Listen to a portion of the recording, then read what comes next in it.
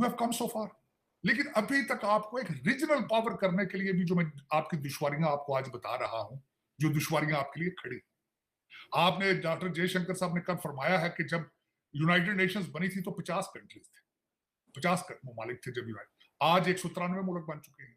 193 मुल्कों को छोड़ दें आप, मैंने कंट्री वो गिने हैं जो आपके आसपास है। आज मैं ये बात बिल्कुल कहूंगा जो मैं पाकिस्तानियों को कहता हूं कि भारत के साथ आपके रिलेशनशिप खराब है, अफगानिस्तान के साथ आपके रिलेशनशिप, ईरान के साथ, चाइना के साथ, इन सारे मुल्क तो नहीं ना बेवकूफ हो सकते, आप ही बेवकूफ हो गए। यही अब फार्मूला मैं डॉक्टर जयशंकर साहब से पूछना चाहूंगा आज। नमस्कार दोस्तों, स्वागत है आप सभी का हमारे YouTube चैनल डिजिटल रेजिमेंट्स में। जैसा कि आपको पता है दोस्तों कि हम आपके लिए लेकर आते हैं एक से एक लेटेस्ट न्यूज़। वैसे ही दोस्तों एक लेटेस्ट न्यूज़ लेकर मैं फिर से हाजिर हूँ आपके सामने।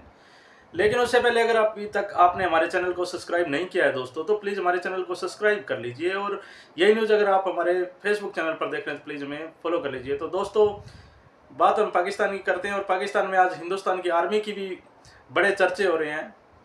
वो ये कह रहे हैं कि हिंदुस्तान की आर्मी जैसी कोई आर्मी नहीं है जो कहीं पर भी आज अपना जो मिशन है वो पूरा कर सकती है। और जैसे कि ये पाकिस्तानी नागरिकों की भी उन्होंने जान बचाई थी, और पीछे से हमने जो सर्जिकल स्ट्राइक करी थी उसकी भी आज पाकिस्तान के अंदर तारीफ हो ही रही है। और चर्चे पूरे हैं हमारी हिंदुस्तानी आर्मी की, और चर्चे तो पाकिस्तान के भी है, लेकिन वो बिल्कुल विपरीत और गलत बातों में है। गलत बात ऐसी हुई है कि मदरसे के अंदर एक बच्चे के साथ गलत काम हो गया है, लेकिन उसको भी तुरुल जैसे मामले ने पकड़ा, तो पाकिस्तानी मौलवियों ने एक उनका अलग से ही गुट है जो कि एक दूसरे को बचाता रहता, तो सभी वहाँ पर पहुँच गए और उन दोनों का पार्टियों का उन्होंने समझौता करवा दिया। इससे बच्चे के साथ जो खिलवाड़ा हुआ उसमें किसी को कोई सज़ा नहीं होने दी गई। और पाकिस्तान में आए दिन ऐसी मदरसों में ऐसी घटनाएं होती रहती है, ये उनके लिए आम बात है। और वहाँ पर आम तो सभी हैं और उनकी कोई वैल्यू भी नहीं है, लेकिन न्यूज़ ये बहुत खास है दोस्तों, और आप अंत तक हमारे साथ में जुड़े रहिएगा। चलिए करते हैं न्यूज़ को स्टार्ट। ये है कि इंडियन जो डीप स्टेट है वो पाकिस्तान के अंदर घुस के जो कश्मीरी मिलिटेंट्स थे जिनको वो कहते हैं कि ये कश्मीर के अंदर जिहाद करते रहे हैं, वो उनको चुन चुन के मार रहे हैं। तार साहब, बड़ा कॉन्फिडेंस है इंडियन डीप स्टेट के अंदर कि कभी वो अमेरिका पहुंच जाते हैं, कभी वो कनाडा पहुंच जाते हैं, वो पाकिस्तान आ जाते हैं, और ये सिर्फ और सिर्फ खबरें बताते रहते हैं। हमारे लोगों का किधर ध्यान है तारड़ साहब? आपके नेबरिंग कंट्री से लोग उठ के आपके मुल्क में आके आपके लोगों को मार के चला जाए, और ये अखबार में सुर्खियां लगा रहे हैं हमारा। आप अपने लोगों को तारड़ साहब नहीं बचा सकते क्या? नहीं चीमा साहब, वो दर हकीकत आज मैंने भी वो गार्डियन की स्टोरी पढ़ी है, बल्कि और भी आज कई नई डेवलपमेंट है जो आज मैं डिस्कस करना चाह रहा था आपसे। बिल्कुल वो आपने बिल्कुल सही कहा है उसमें। लेकिन इसी डीप स्टेट के इन चीजों की वजह से अगर देखा जाए तो आज मैं बल्कि थोड़ा सा बताना चाहूंगा कि मैं आज डॉक्टर जयशंकर साहब की प्रेस कॉन्फ्रेंस सुनी है, जो उन्होंने जाके साउथ इंडिया में, वो जो उनके वहाँ बीजेपी के राजीव हैं कैंडिडेट, उनकी सपोर्ट में जाके उन्होंने वहां पे प्रेस कॉन्फ्रेंस की है। और मुझे फिर उसमें उस वहां मेरे लिए आज जो तशवीशनाक बात है, एक तो ये गार्डियन का आर्टिकल मेरे लिए तशवीशनाक है। उसकी वजह यह है कि इसकी टाइमिंग, आपने पहले देखा होगा कि पन्नू साहब के हवाले से जर्मनी और अमेरिका का जो जिसकी वजह से डिमार्श भी करना पड़ा है वो कि ये इंटरफेरेंस हो रही है। उसके बाद आज गार्डियन ने जो आर्टिकल लिखा है ये भी उसी कड़ी का एक शिकार है। एक क्वेश्चन बल्कि किया गया है डॉक्टर जयशंकर साहब से पाकिस्तान के हवाले से, तो उन्होंने कहा कि हम मुंबई को किस तरह भूल जाए जो मुंबई में हुआ था।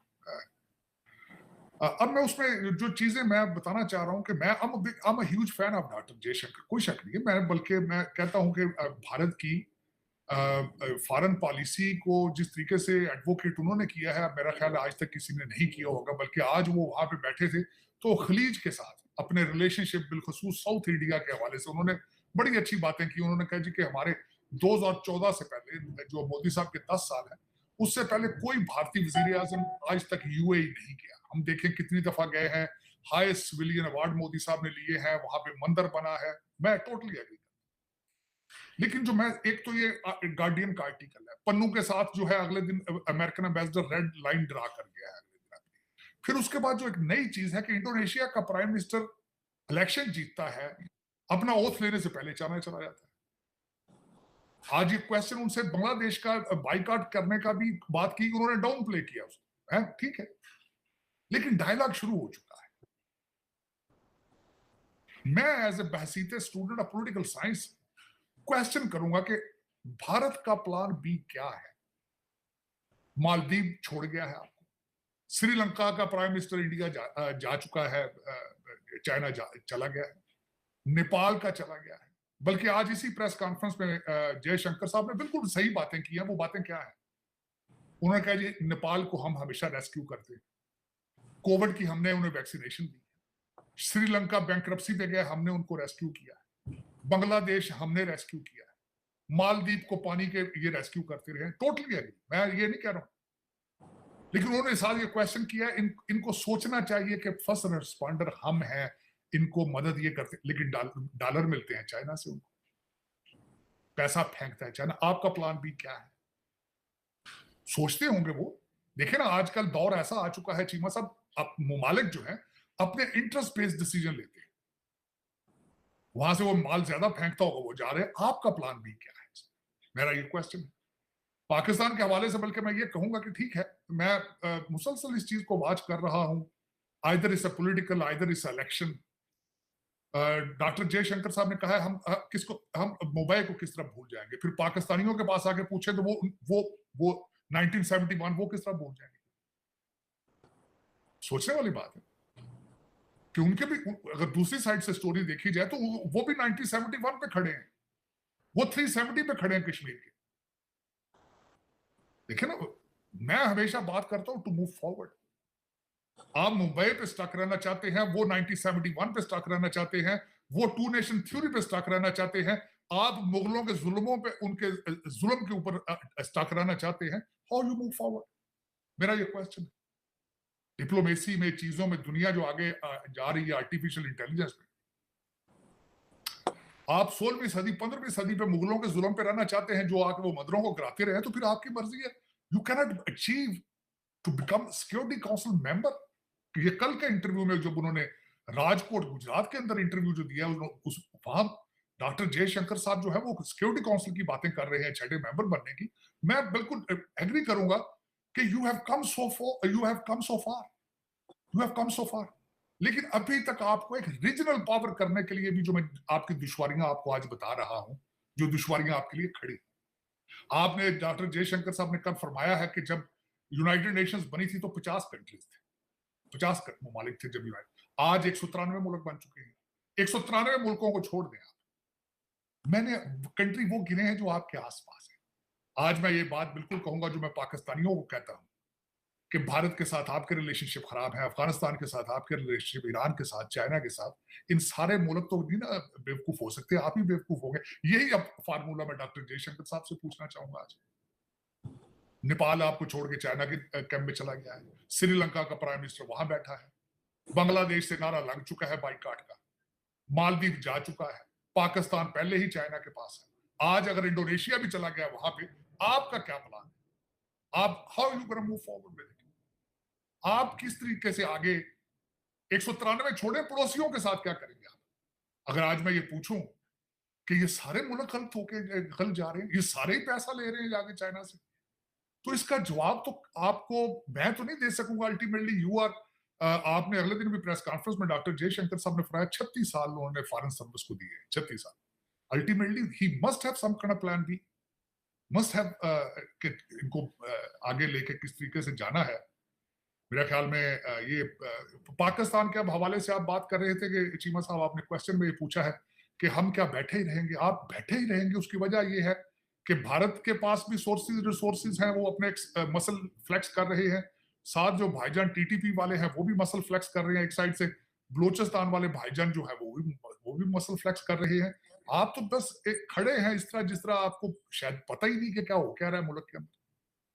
कल एक इंटरव्यू सुन रहा था तो वो किसी ने उसमें बड़ी खूबसूरत बात की। उन्होंने कहा इमरान खान की वीडियो प्राइम मिनिस्टर हाउस से लीक हो रही है, नवाज शरीफ की बातें लीक हो रही हैं, बलोचिस्तान में जो लोग मर रहे हैं उनका पता ही नहीं किसी को। अब कहां बैठे हैं? आज की मैं चलें, अब मैं थोड़ा सा आ गया मुर्शिद साहब की बात कर ही लें, मैं तो उसको बड़ा क्लोजली वॉच करता हूं। मुर्शिद साहब ने कहा था कि मेरी बीवी का जो मुआयना है वो मेरी मर्जी के डॉक्टर कराए। साथ ही केपीके के डॉक्टरों ने लेटर लिख दिया था चीफ मिनिस्टर पंजाब को कि हम मैडम का पेशावर से मुआयना कराएंगे। इनका फेवरेट डॉक्टर जो है, देखें सोच माइंडसेट, देखें आप कहां जा रहे हैं, what is your direction. Doctor Imran Khan साहब का पसंदीदा डॉक्टर जो है मेरा ख्याल इमरान उनका नाम है या क्या, जो आए हैं पिम से, मैडम का आके उन्होंने चेक किया, उनका कोई जहर नहीं दिया गया, कुछ भी नहीं उनका हालांकि इनका पेट भी खराब नहीं। बाहर निकल के उन्होंने अडयाला जेल के बाद प्रेस कॉन्फ्रेंस करके उन्होंने मीडिया को बताया है ये कि कुछ भी नहीं, जहर नहीं है। अब हुआ उसका रिजल्ट क्या है? लौंडा लपाड़ा सारा डॉक्टर के पीछे पड़ गया, कहते बिक गया। इसको एजेंसियों ने थप्पड़ मारे अंदर जाके, कहते मैं अगर मैं इलेक्शन हार जाऊं तो इलेक्शन जाली, मेरी मर्जी का जर्नैल ना हो तो हम ये जर्नैल गंदा है, मेरी मर्जी का जज ना हो तो ये बिका हुआ जज है। देखें इनके साथ कौन डील करेगा, इनके साथ अब किस तरह गुजारा करेंगे? ये रोजाना कहते हैं मैंडेट हमारा है। तो दोस्तों देखा आपने कैसे इसमें मौलवियों के समझौते हो जाते हैं आपस में, कुछ भी वो गलत काम करते हैं बच्चों के साथ। और ये तो उनके वो खुद भी ये कहते हैं कि हमारे उसमें किताब में भी लिखा गया है, इसमें कोई अन्याय नहीं है, और उन्होंने समझौता भी कर लिया इस चीज़ का। तो ये उनके लिए कोई बड़ी बात नहीं है, क्योंकि वहाँ पर किसी भी इंसान की कोई वैल्यू नहीं है। उनको सिर्फ एक ही टारगेट दिखता है, आतंक, और आतंक मचाना है, या वहाँ पर लूट खसोट कर या पैसे सारे लेकर के अपने विदेश में जाकर सेट हो जाना। यही हर एक पाकिस्तानी की यही वो है, वो कहते हैं जैसे आरजू है कि बस पैसे इकट्ठे करो और यहाँ से भाग के निकल कर कहीं दूसरे देश में जाकर सेट हो जाओ। तो यही सब कुछ होता है पाकिस्तान में, और यही होता रहेगा। और साथ में एक और भी न्यूज़ आ रही थी कि इमरान खान को कल जहर दे दिया गया है, लेकिन वो भी झूठ बिल्कुल निकली है। बता रहे हैं कि झूठ निकली है उसमें खबर में। और उनके साथ जो डॉक्टर भी उनका खास था उसकी भी कल पिटाई कर दी गई है। तो कानून व्यवस्था भी पाकिस्तान में कुछ खास नहीं है, घर जैसी कानून व्यवस्था है, उनके घर के कानून है दोस्तों। तो न्यूज़ आपको कैसी लगी प्लीज़ हमें कमेंट करके जरूर बताइएगा। और जल्दी हाजिर होते हैं दोस्तों एक नई न्यूज़ के साथ। तब तक के लिए जय हिंद, जय भारत, वंदे मातरम।